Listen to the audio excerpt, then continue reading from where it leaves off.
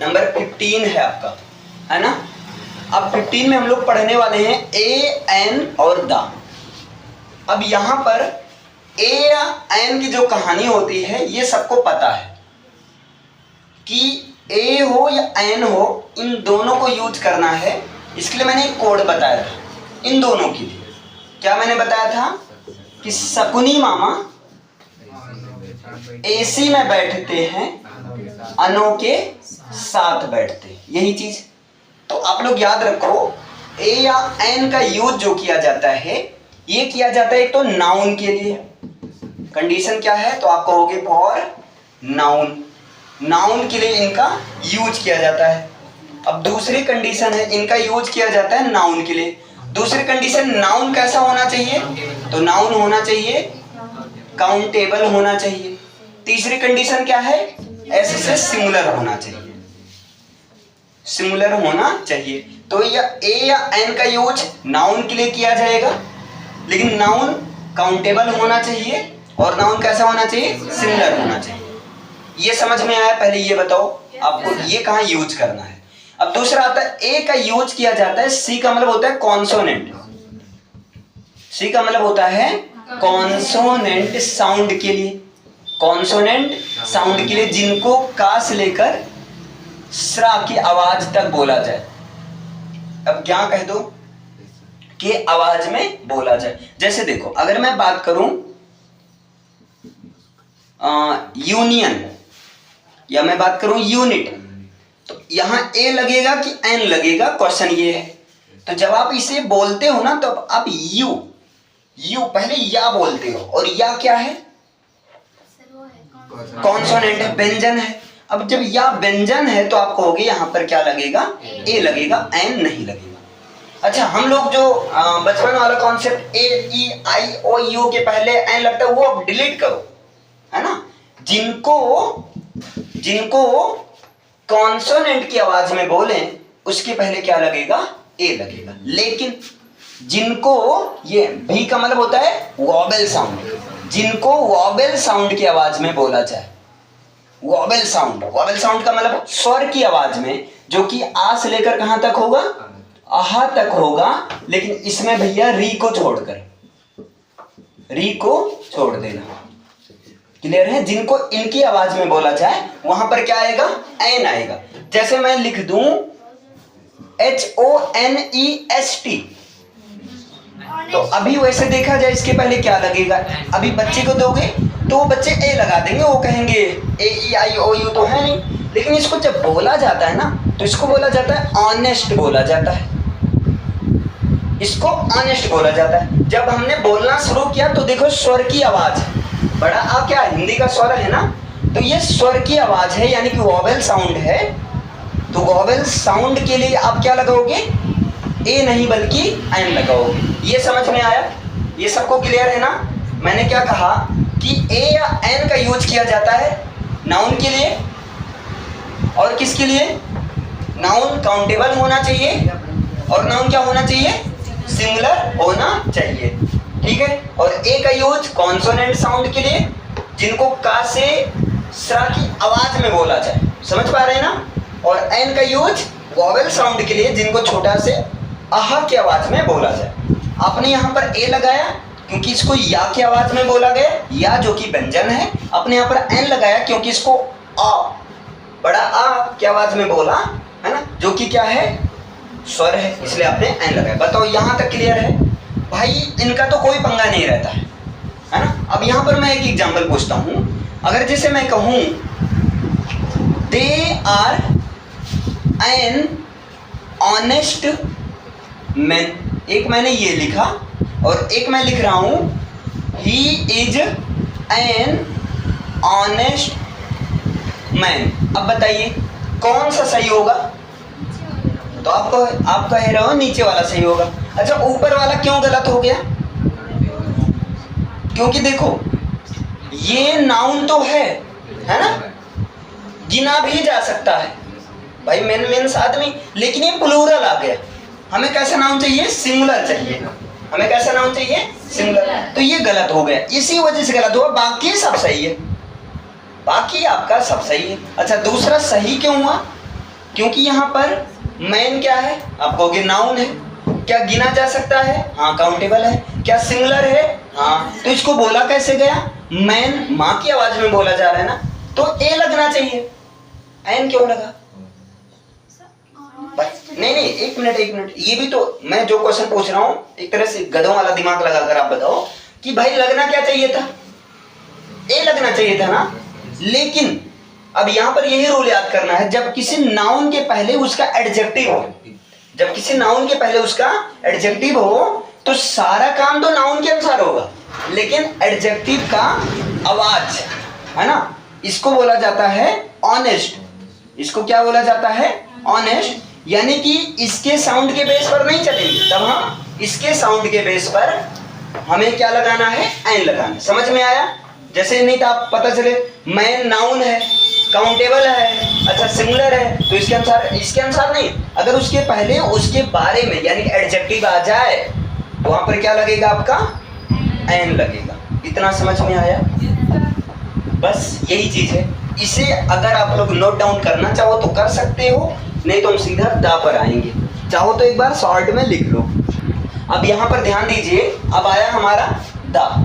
अब देखो भैया, वैसे दा में तो बहुत नौटंकी है यार, लेकिन एक शब्द में बताने का प्रयास करूंगा, अगर समझ पाओ तो सारी नौटंकी वहीं खत्म हो जाए।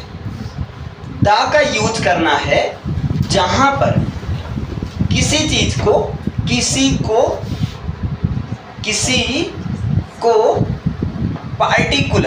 पार्टिकुलर मतलब समझ रहे हैं, स्पेशल का मतलब किसी को खास, जब किसी को खास दिखाना हो, बस काम खत्म। एक लाइन में पूरा अदा का यूज खत्म हो जाएगा। आपको ये क्या बात हुआ, जब किसी को खास स्पेशल दिखाना हो वहां पर दा लगी, है ना। जैसे हम कहें वो किताब जिसको तुमने चुराई है, या ऐसे मैं कहूं, आप ध्यान से देखो, अब यहां बताओ ए होगा कि एन होगा या दा होगा, ठीक है।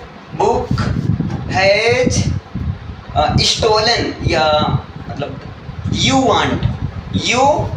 Want has stolen. अब इसका सेंस क्या आ रहा है, वो किताब जिसको तुम चाहते हो उसको किसी ने चुरा लिया, है ना। तो अब आप कह रहे हो इनको हटा देते हैं, अभी दा का यूज हमने क्या किया, किताबों में से उस किताब को खास बना दिया जो कि चोरी हो गई है। मैंने खास बनाया इसलिए यहां पर दा आ गया। क्लियर? अब इसी तरह से अभी जो मैंने कहा था ना, सबसे पहले भविष्यवाणी किया था कि पक्का तुम लोग गलत करोगे। अब मैं देखता हूं कि हो सकता है कोई मेरी भविष्यवाणी गलत कर दे, ठीक है। The principal and manager is या आर कमिंग। बताओ क्या होगा,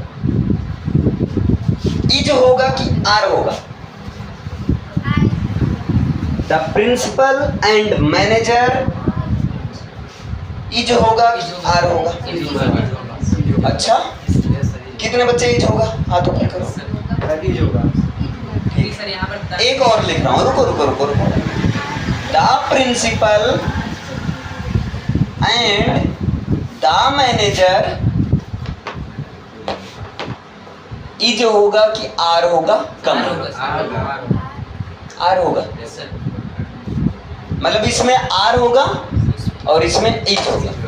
अब देखो, अगर आपको हमने क्या कहा, आपको रूल नहीं पढ़ना, एक लाइन में आप याद रखो, दा का यूज तब आएगा जब किसी को स्पेशल या खास दिखाना हो तो। अब यहां देखो, पहले सेंटेंस में मैंने क्या लिखा, the principal and manager. The principal and manager मतलब प्रिंसिपल एंड मैनेजर। इसका मतलब मैनेजर के पहले दा नहीं लगा, इसका मतलब प्रिंसिपल ही मैनेजर हैं, प्रिंसिपल ही मैनेजर है, इसलिए यहां पर इज आया। लेकिन यहां क्या किया गया, प्रिंसिपल अलग है इसलिए दा ने खास दिखाया, मैनेजर भी अलग है इसलिए मैनेजर को भी खास दिखाया। तो इसका मतलब यहाँ पर प्रिंसिपल अलग हैं, मैनेजर अलग हैं, तो इसलिए यहाँ क्या आएगा, आ रहेगा। लेकिन यहाँ पर अगर हाँ दोनों अलग अलग होते तो दा फिर दोनों के पहले आता, एक के पहले आया, इसका मतलब इंसान एक ही है। अब समझ में आया? तो यहाँ पर क्या होगा, पहले में इज होगा, दूसरे में होगा आर होगा। मैंने किस कॉन्सेप्ट से समझाया? जब किसी चीज को खास यानी कि स्पेशल बनाना हो तब। जैसे मैं कहूं भाई वो बस्ती देख रहे हो ना, उस घर में आग लगा है जहां मंदिर है, मंदिर के बगल वाले घर में। तो बस्ती में कई सारे घर थे, लेकिन वहां पर हम उस घर की बात कर रहे हैं जिस घर में आग लगी हुई, यानी कि घरों में से एक घर को स्पेशल बना दिया, खास दिखा दिया। तो बताओ यहाँ पर house is set on fire, ये सही होगा कि यहाँ पर द हाउस होगा? द हाउस होगा। द हाउस इसलिए होगा क्योंकि घर में आग लगी हुई, इसका अब यहाँ पर लोग पता है क्या कहते हैं, दा का कोई मतलब नहीं निकलता। अरे दा का बहुत मतलब निकल रहा है, यहाँ दा का उस घर से निकलेगा। अभी मैंने एडवांस लेवल का रूल नरेशन में करवाया था 11th वाले बच्चों को, तो वहां पर क्या मिला था कि बीज है ना, और डैड के जगह पर आप दा का यूज कर सकते हो, आप लोग को भी बताया जाएगा, है ना। अभी जैसे ए एन दा का यूज कंप्लीट होगा, हम लोग तुरंत नरेशन या तो एक्टिव पैसिव वॉइस स्टार्ट कर देंगे, और जब स्टार्ट कर देंगे ना तो भाई बेसिक से एडवांस लेवल तक जब तक नहीं कंप्लीट होगा तब तक चलते रहेंगे, चाहे उसमें 5 दिन लगे या 10 दिन लगे, लेकिन कंप्लीट होना चाहिए।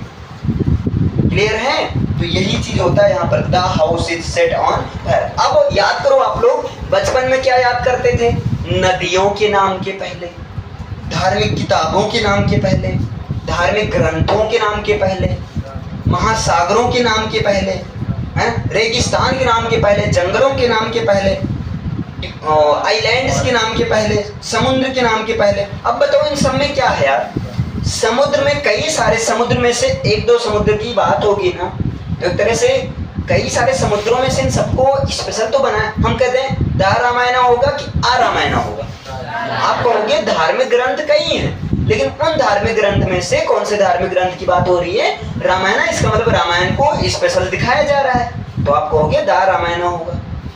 क्लियर है? अब इसके बाद अगर हम आपके लैंग्वेज में यानी कि जो किताब में रहता है अगर उसके अनुसार देखा जाए तो सीधा सीधा है कि दा का यूज, अच्छा अगर हम कहें सिंगुलर नाउन के लिए तो ए या एन आता है।